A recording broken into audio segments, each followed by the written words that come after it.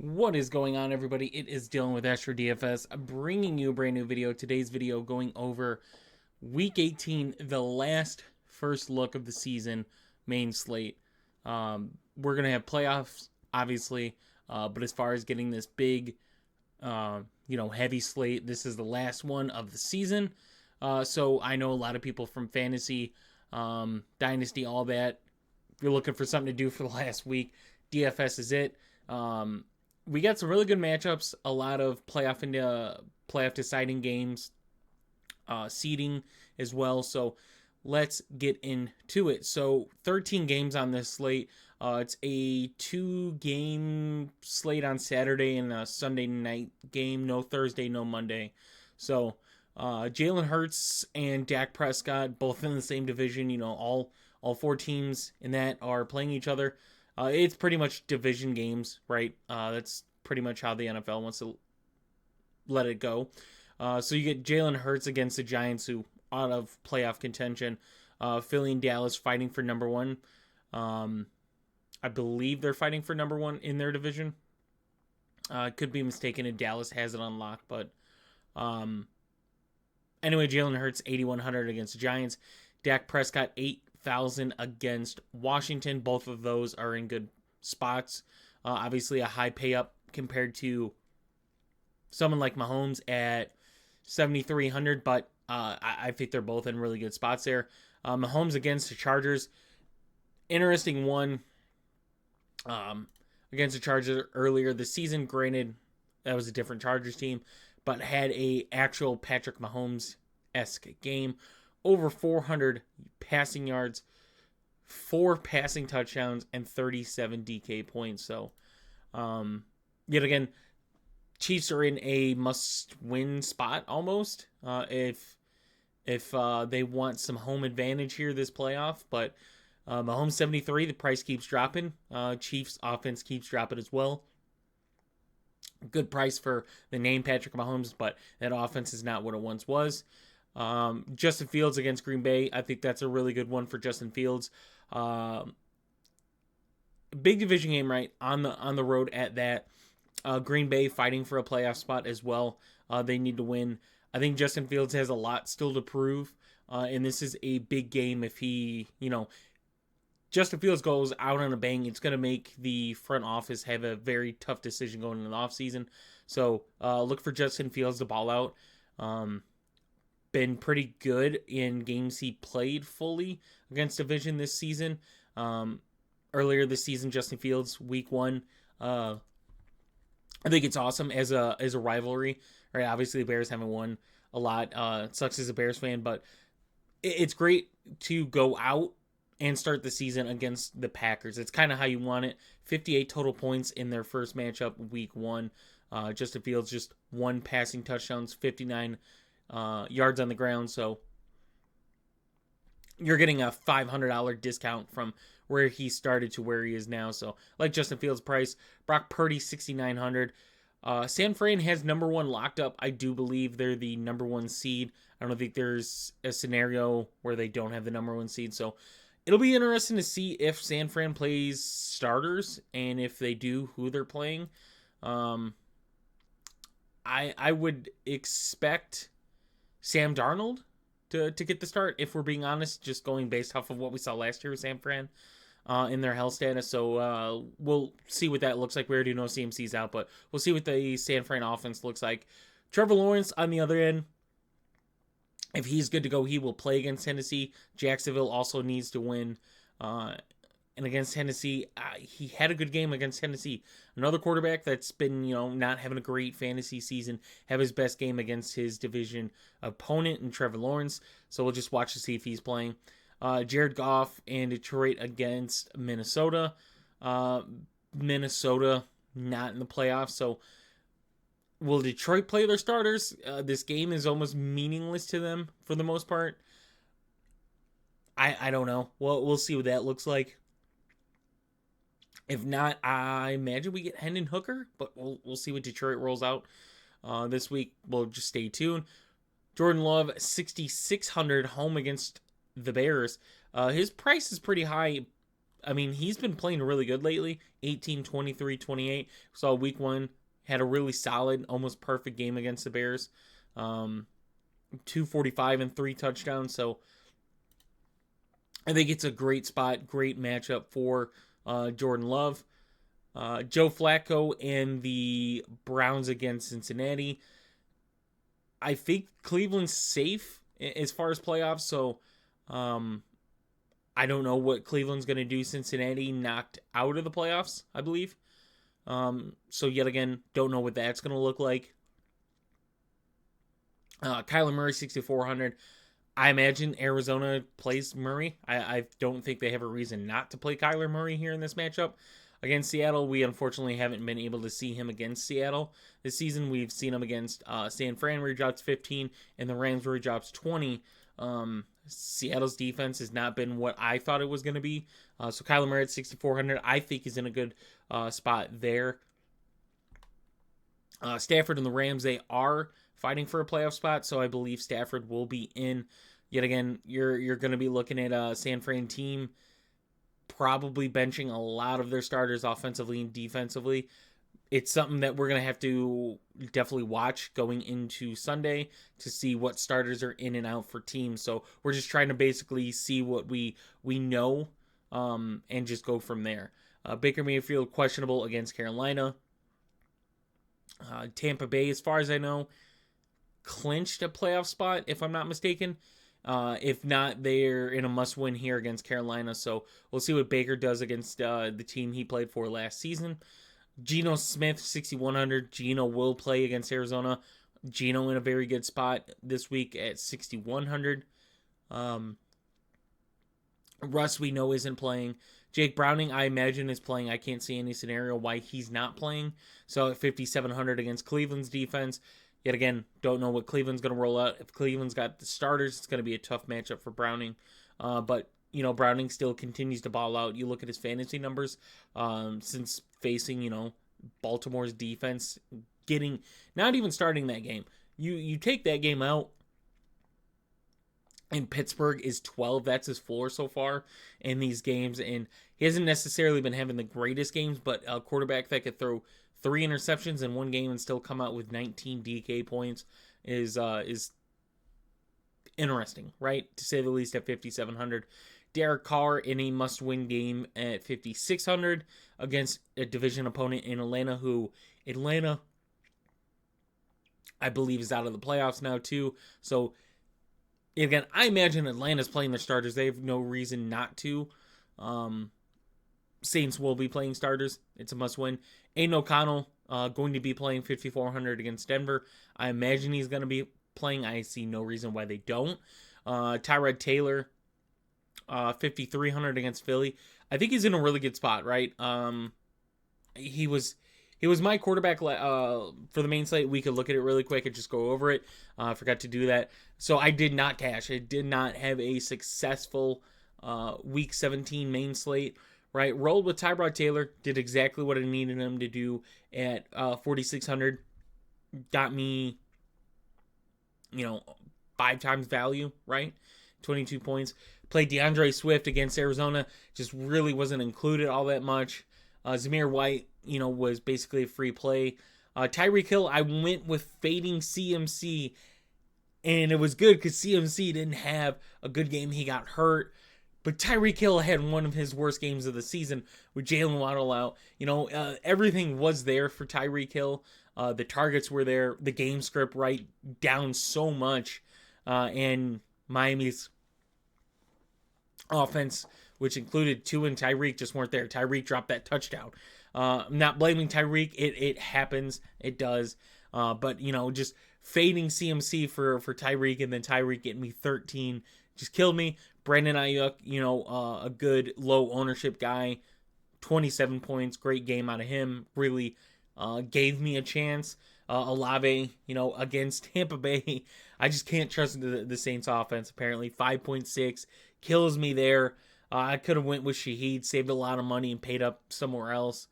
Gerald Everett, I think did exactly kind of. We expected more, but with the ownership 69%. And this is in the big double up. 69% ownership, getting 7.7 at 3.5 doesn't hurt you.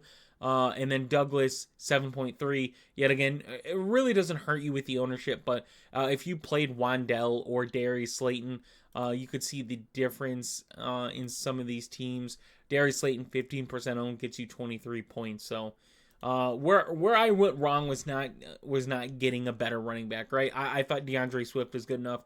Obviously, I knew CMC, Kyren Williams were in really good spots, but I felt like Swift was good enough. And then, the combination of Tyreek Hill and Olave getting me 19 points just didn't help. So is what it is. We move on. It's stuff we learn from, unfortunately. This far into the season, there's not a lot of entries either, too. So if you're not on top of your game, you're not going to cash. So one more week left in the season, and we're going to try to end it on a bang. So let's get back into it. So Sam Darnold, 5,200 against the Rams. I don't know if I'm going to be interested if they're going to have Debo, Ayuk, Kittle, CMC for sure not playing, but the rest of the three out. I don't know if it's really worth it. Going to be interesting to see what Washington does at quarterback. Sam Howell, if he ends up being the starter, 5,200, going to be playing a starting Dallas defense. Nick Mullins, I imagine, is the quarterback going against Detroit. I can't see them going back to Hall. What a terrible mistake they made there. Easton Stick, 5,000 against Kansas City. No. Zach Wilson, if he ends up being healthy against New England, I don't mind the price point there. Will Levis is going to be one to watch for if he plays or not at 5K. Yet again, Tennessee, I can't see a scenario why they're not playing their guys. Jacoby Brissett, if he's the starter, still at 5,000, so you're only getting 200 discount if it's him over Sam Howell. Sidham, going to be the quarterback, 4,900 is a no there. If Simeon's the quarterback at 49, maybe, right? I just don't love it. Get a look in. See who ends up being the starting quarterback for Atlanta. Heineke with the injury, so we might get Desmond Ridder at a discount, 4,800, which isn't a bad price point. CJ Beathard, if he ends up being the starting quarterback, I don't mind him against the Titans at 4,900. Obviously a big division game, so I imagine Tennessee's defense is going to try to prevent Jacksonville from locking up that number one spot. Bryce Young, 4,800 going against Tampa Bay.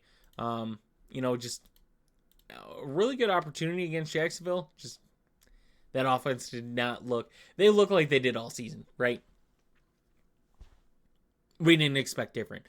Ryan Tannehill, 4,800, could be the quarterback for Tennessee against Jacksonville.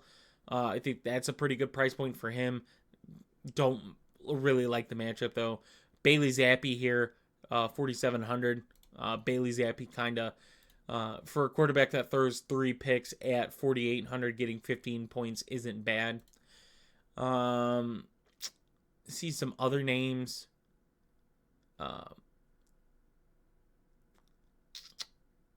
Not really anybody that I would expect in on this.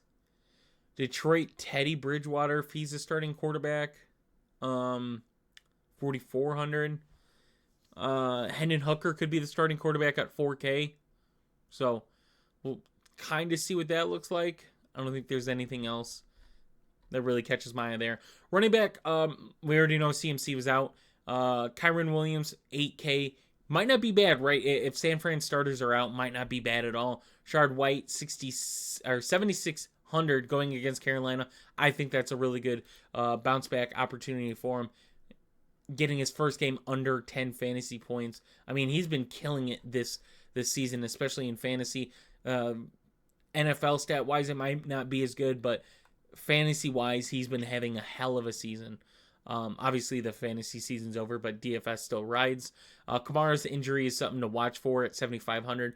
I imagine Jamal Williams would get the majority with Kendre Miller. Sorry, drawing a blank. Kendre Miller being the other running back there. Travis Etienne, 7,300 against the Titans. Don't mind that one at all. With CJ Beathard as quarterback especially. Breece Hall, 7,200 going against New England. Yet again, don't mind that one. Especially with Dalvin Cook release. So Isaiah Pacheco at 7K. Yeah, in a really good spot, right? Really good game on Isaiah Pacheco against Cincinnati. 18 for 130, 7 for 35 in a receiving touchdown. So huge week out of Isaiah Pacheco with another good game in front of him. Saquon Barkley, 69 against Philly. No, not really. Swift, 68 against the Giants. For a guy that just had a bad week, right? Like, had a bad week for me. Goes up 5,000, puts up 7.6, and then still goes up 300. Where he only scored 15.2 against the Giants just 2 weeks ago, so don't really get the pricing there. I like the matchup, though, for him. Jahmyr Gibbs, 6,700. Yet again, we're going to watch the starter status for Detroit. If Detroit goes starters, then yeah, I don't mind Gibbs at 6,700. Eckler, 6,600 against Kansas City. No. Right. We go back and look at week 7 when he played. Yeah. That offense isn't the same, and Kansas City's defense is very, very good. Bijan, 66 against New Orleans. No. Ken Walker. If for some reason Ken Walker's not good to go, Zach Charbonnet's probably a really good price we're going to see soon. But I think if Ken Walker's good to go, his price point's really good here. Tony Pollard, 6,500 in a really good spot. I like that if, he plays. Like I said, I can't imagine he doesn't, but we'll see what that looks like. David Montgomery, same thing. I think going Gibbs Montgomery is not bad at all. Derrick Henry, right, for his career, for a long time, we've seen him just dominate Jacksonville and then comes back with a 5.4 game. Could be the same thing here. I don't know. I see them rocking Tajay Spears. We'll see. I hope they go Tajay Spears and see what they have out of him going into next season. Joe Mixon, 6,300 against Cleveland. Probably not there. Aaron Jones against the Bears. Still probably don't like that one.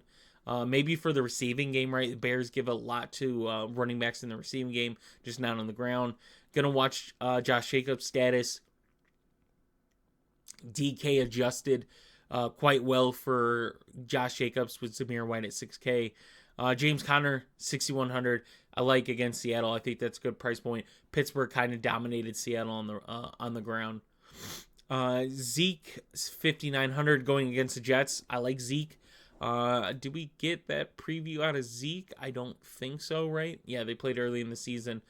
16 for 80. So I think Zeke's in a good spot, though, at his price point. Elijah, oh my God. On week 18, DraftKings still does this. There's been plenty of times where it looks like a starter was going to be out and they didn't adjust for his price at all. Oh, man. Elijah Mitchell is 5,800 going against the Rams with probably a lot of starters out. I don't get the pricing. He should not be above like 5,200, but he is. He's 58. God. Khalil Herbert, 5,700 against Green Bay. Yeah, I mean, Khalil Herbert has been on a run lately. Over 100 rushing yards in the last 2 games, going against a defense that is not good against the running back. So, Jerome Ford, 5,600. Don't mind that one. Ty Chandler, no. Chuba Hubbard, no. Brian Robinson, no. Javonte Williams against Vegas. For tournament, sure. Not for cash. Jamal Williams, no, if he ends up being the guy. Roshan Johnson, tournament play. Zach Charbonnet, if Ken Walker's out, definitely 100% at 5K against Arizona's defense. And I think that is it. An interesting name I want to throw out there is Michael Carter. Michael Carter, 7 for 61 in a 6-yard receiving touchdown. Like, if you watch that game against Philly, he had some really good runs in that game. So that's a name to watch at 4,400. If you want a good tournament play, Michael Carter. Wide receiver CeeDee Lamb, 93 against Washington. Yes, I imagine they're going to try to cool it on Lamb, though, after what he just did last week. We'll see what that looks like, though. A.J. Brown, 87 against Giants. Don't mind that one. Amon-Ra, 86, just, seeing if he's going to be there or not. If he does, in a good spot. Justin Jefferson, I imagine Minnesota plays Jefferson. I don't see why they don't. He needs Nick Mullins, though. If you want to play him at 8,500, he needs Nick Mullins over Jaren Hall. He just does. Cooper Kupp 8K against against San Fran. Like I said, I imagine San Fran's going to bench starters, so yes. Devontae Adams against Denver. Get that Patrick Surtain rematch here, which I don't think. Yeah, 12.6 to start with Jimmy G as the quarterback, so haven't seen it with the Aiden O'Connell as a Devontae Adams specialty. I imagine Devontae's gone in this offseason. I don't think he stays another season in Vegas. Puka Nacua 7,800, yes. Mari Cooper, just watch his status. If he's good to go against Cincy, I don't mind that one there. Debo, don't imagine he plays. Keenan Allen, can't imagine Keenan comes back just to play one meaningless game. We'll see, though. Mike Evans, 7,400 against Carolina. Tough one. If Baker's in, yes. If Baker's not in, no. Jamar Chase against Cleveland. Depending on what Cleveland does defensively, I'm going to lean no on that one. DK Metcalf against Arizona, yes. We're just going to skip San Fran. DJ Moore against Green Bay. See the status of their corners first, right? If they're down their top two corners again, then yes, DJ Moore especially. Devontae Smith, 6,900. If he's good to go, yes. Fine with that one. Rashee Rice against the Chargers, yes. Olave against Atlanta, even though he burned me, yes. Yes. Even though he burned me. Kevin Ridley, 6,500. If Trevor Lawrence is in, yes. I like that one, especially. Cortland Sutton at 6,400 against Vegas. No. Stidham didn't really impress me. Godwin, no. T. Higgins, just, no on Cincinnati wide receivers this week. Unless Cleveland's defense is not playing. D-Hop against Jacksonville, don't mind that one. Adam Thielen against Tampa Bay, still don't mind that one. Garrett Wilson against the Patriots, yes.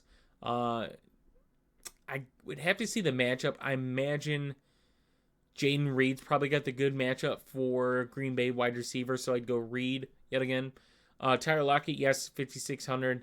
McLaurin, 5,500. If Jacoby Brissett's in, then yes. I like McLaurin. If it's Sam Howell, then no. Jacoby Myers, no. Jordan Addison, if Mullins is in, then yes. I'm okay with Jordan Addison. Brandon Cooks this week, yes, at 5,200. I like Brandon Cooks this week. I would expect Brandon Cooks and Michael Gallup to step up. Maybe Jalen Tolbert, Turpin, those guys to step up, and CD to kind of step down just this week. Jared Jeudy against Vegas, no. Drake London, no. Palmer, even if he plays, no. JSN, yes. Christian Watson, no. I imagine he's going to see Jalen Johnson if he plays. Greg Dortch, I don't mind in his price point, 4,600. Wicks, no, if he plays. Robinson, yes, 4,500. Wilson, yes, I'm okay with that one as well. Douglas, no. Boyd, no. Samuel, no. Elijah Moore, maybe at his price point at 4,200. And if Amari Cooper's out. Wandell, yes, at 4,200. Just has a game we've been waiting for him to have at that price point. Goes up only 200, so still not breaking the bank there. No one else at right now. Darius Slayton's there as well if Tyrod's the quarterback. A lot of injuries. Not a lot that really catches my eye there. And then tight end. Oh my God. I know Travis Kelce's having a bad year. I know the fantasy points, right? I've gotten burnt by him trying to stack it, and it hasn't worked out. We're getting 6,600 Travis Kelce going against the Chargers in Week 7. 38.9 points. So I don't know about that one. I like it. I like it and I don't like it. It's Travis Kelce. He's always playable. Always has that tournament upside. Njoku against Cincinnati, yes. Laporta against Minnesota, yes. McBride against Seattle, no. I'm going to lean no on McBride. Evan Ingram against Titans, definitely learned that, no. Kittle, like I said, crossing off. Goddard against the Giants, yes. Ferguson against Washington, yes. Waller against Philly, yes. Taysom Hill against Atlanta. If Kamara's out, I don't mind Taysom Hill at 4,600. Cole Kmet 45, yes. Hunter Henry's been out. I would imagine they go Gesicki still. Kyle Pitts, 4K, sure. I imagine it's Desmond Ridder. We'll see what that looks like, though.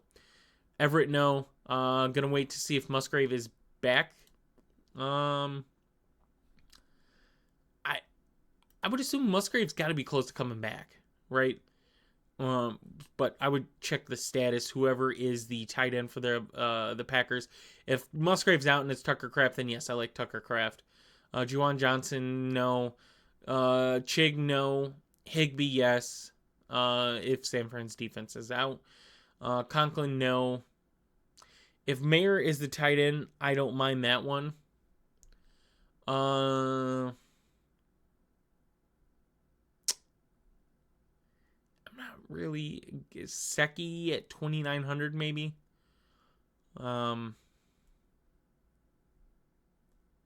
That's all I kind of see. Yeah, that's really it at tight end. Everything else is pretty much a punt. Defense, Commanders, no. Giants against Philly, maybe. What did they? 10 points against Philly. Defensive touchdown. That's an option. Cardinals, no. Carolina, definitely not. If Baker's out, maybe Carolina defense. Rams defense, I think, is easily playable.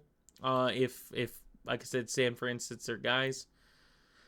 Vikings, if Detroit sits their guys, yeah. Broncos, I think, are playable easy. Chargers, no.